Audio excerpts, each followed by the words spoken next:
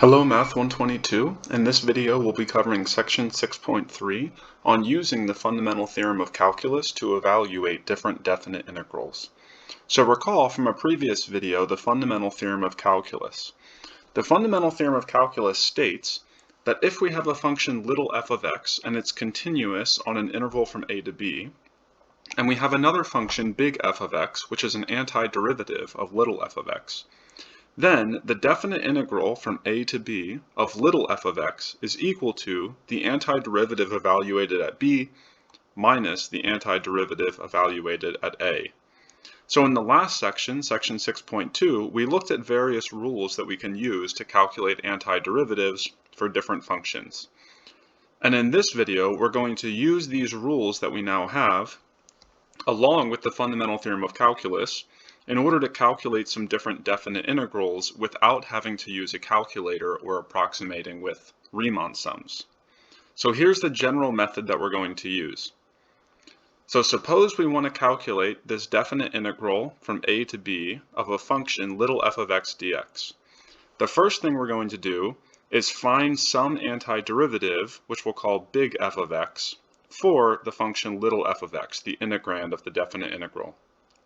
Then, the second step, by the fundamental theorem of calculus, we know that the definite integral we're interested in from a to b of little f of x is equal to the antiderivative evaluated at b minus the antiderivative evaluated at a.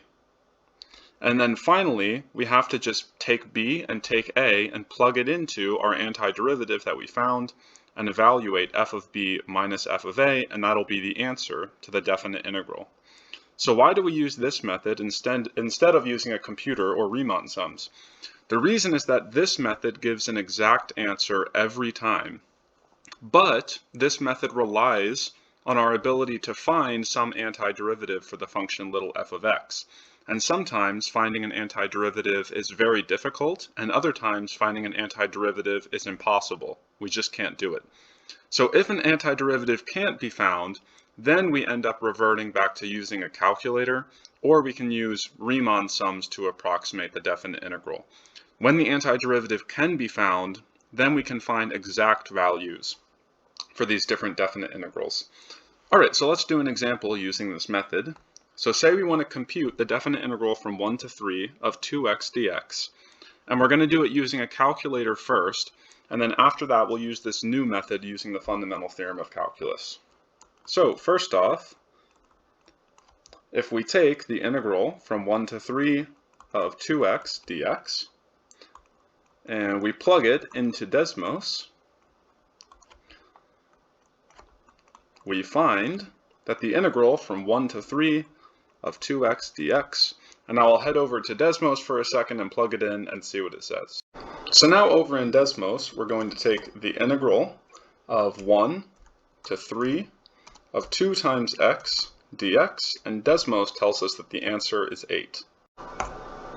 Now back in OneNote, we write the definite integral from 1 to 3 of 2x dx is equal to 8. So this was given to us by Desmos. Now we use the other method.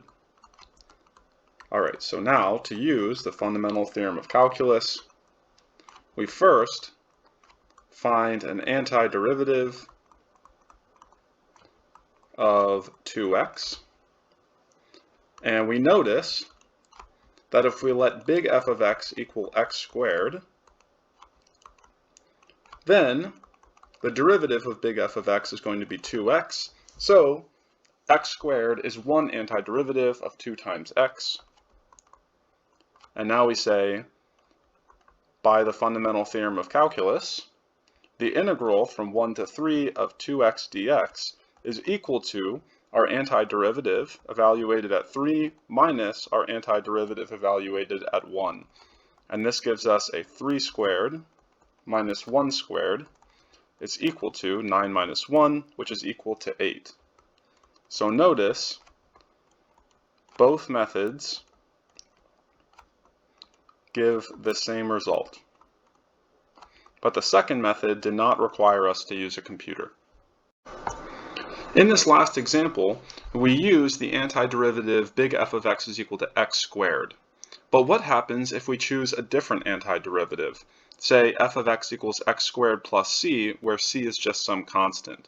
Well, in this case, let's try it out and see what happens. So we have the definite integral from 1 to 3 of 2x dx is equal to our antiderivative at 3 minus our antiderivative at 1. And in this case, we have these extra constants floating around. So I get a 3 squared plus the constant c minus the quantity 1 squared plus the constant c. But even with this constant c, once I work all of this out, the two constants are going to cancel with one another. And again, I end up with 9 minus 1, which is equal to 8. So the important thing to take away is that the antiderivative that we choose doesn't matter, whatever constant is going to be plugged in there for c. So the antiderivative that we chose had c equals to 0. And this is kind of the typical antiderivative to choose, but you could choose any c that you wanted to, and you would get the same answer. So another thing to note, we often use a shorter notation instead of writing down f of b minus f of a. So instead of doing that when we're evaluating a definite integral using the fundamental theorem of calculus, we're going to write the antiderivative at x, and we're going to put this vertical bar and then put a b on top and an a on the bottom. So this vertical bar is mimicking the fact that we look at a definite integral from a to b. So we kind of use the limits of integration to the right of this vertical bar. And what that means is take the antiderivative and evaluate it at b, and then subtract the antiderivative evaluated at a. It's the same thing, and this is a very common notation that we'll use for the rest of the video now. So for example, in the example we just did, if we have the definite integral from 1 to 3 of 2x dx, then we would take our antiderivative x squared, put a bar next to it, and go from 1 to 3 here, and this means plug in 3 to x squared to get 3 squared, and then subtract what we get when we plug in 1 to x squared. And again, we get 8. Alright, so a few more examples. Let's use the fundamental theorem of calculus to evaluate the definite integral from 0 to 2 of 6x squared dx. So in this case, let's first notice that we can take the indefinite integral. So we want to find some antiderivatives for 6x squared. So first off, we can take this 6, it's a constant multiple, and pull it out. So we have 6 times the integral of x squared dx. And now we get to use our x to the n rule. So we have 6 times x cubed over 3 plus c. And this is equal to 2x cubed plus c. So this is the family of antiderivatives for 6x squared, and now we get to use the fundamental theorem of calculus. So this definite integral from 0 to 2 of 6x squared dx is equal to this antiderivative that we found, so 2x cubed, and then we're going from 0 to 2. And now this is equal to 2 times 2 cubed minus 2 times 0 cubed. And that'll give us a 16. Alright, another example. Let's say we want the definite integral from 1 to 2 of 8x plus 5 dx. So again, we start off by finding an antiderivative for 8x plus 5. So notice the antiderivative, or family of antiderivatives, of 8x plus 5 dx. But we can take this and we can split it into two indefinite integrals. So we have the integral of 8x dx plus the integral of 5 dx. Now we can take the constant multiple 8 and pull it out, and we get 8 times the integral of x dx plus, and this is just a 5x plus c now. And then finally, using the x to the n rule, we get 8 times x squared over 2 plus 5x plus c, and we can make this look a little bit nicer, so we get a 4x squared plus 5x plus c. So this 4x squared plus 5x is going to be the antiderivative that we use. And now we say 1 to 2, or the definite integral from 1 to 2 of 8x plus 5 dx is equal to this antiderivative 4x squared plus 5x evaluated from 1 to 2. And if I put a 2 into this function, I get a 4 times 2 squared plus 5 times 2. And now I subtract what I get when I put a 1 into this function. So 4 times 1 squared plus 5 times 1. And now we simplify both of these expressions. So the 4 times 2 squared plus 5 times 2 is going to give me a 16 plus 10, and the 4 times 1 squared plus 5 times 1 is going to give me a 9, and this is just equal to 17. So 17 would be the answer for this definite integral. All right, and then one more example. Let's look at the definite integral from 0 to 1 of 8 times e to the 2t dt. So again, first we start off by finding an antiderivative. So we take the indefinite integral of 8 times e to the 2t. We have a constant multiple of 8 that we can pull out. And now we just use our antiderivative rule for e to the kt. And we get 8 times 1 over 2 times e to the 2t plus c. And this is just equal to 4 times e to the 2t plus c. So this is the antiderivative, 4 times e to the 2t, that we're going to use.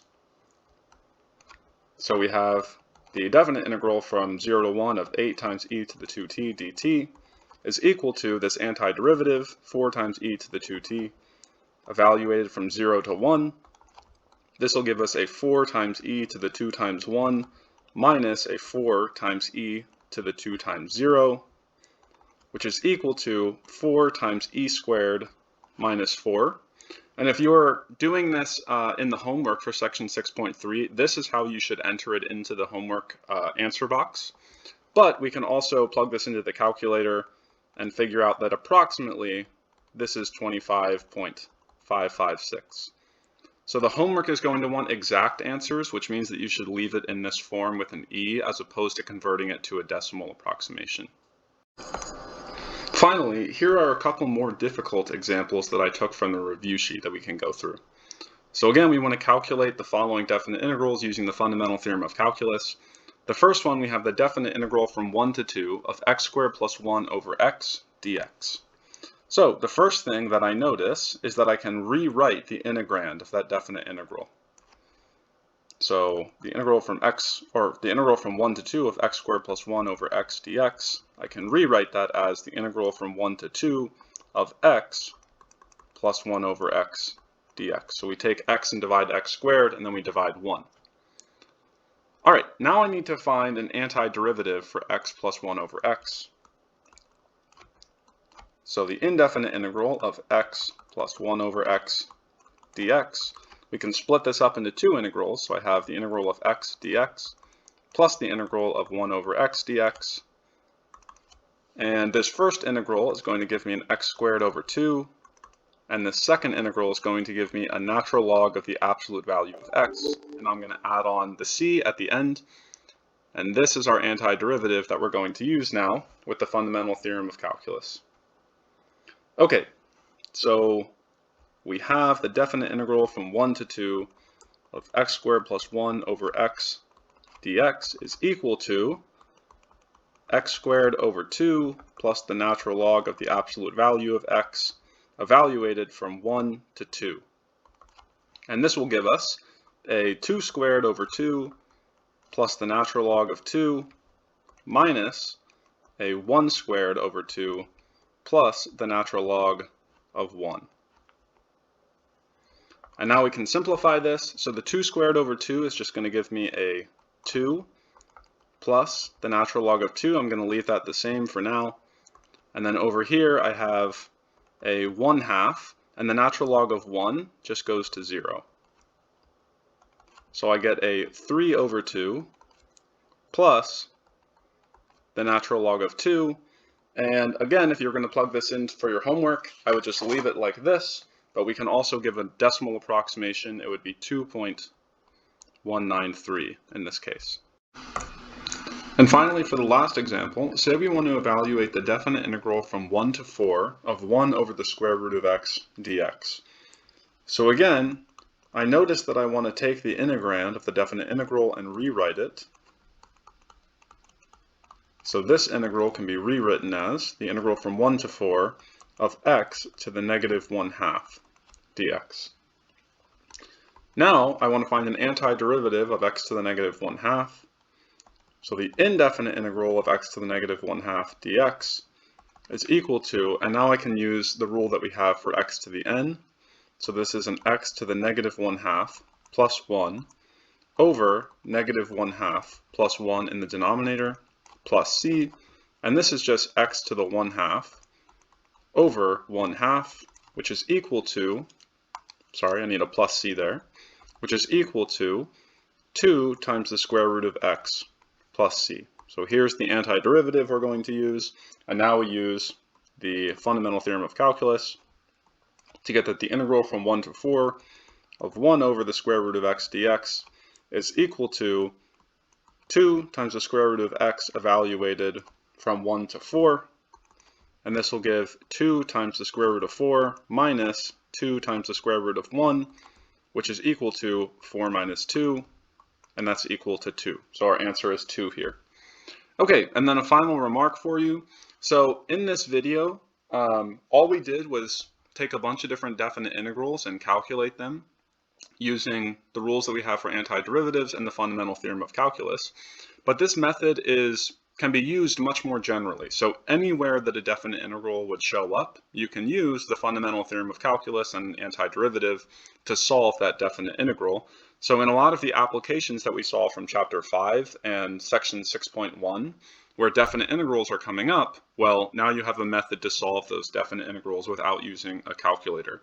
So you should be comfortable setting up a definite integral, even in an application problem, and then using the fundamental theorem of calculus as well as antiderivatives to solve whatever definite integral shows up.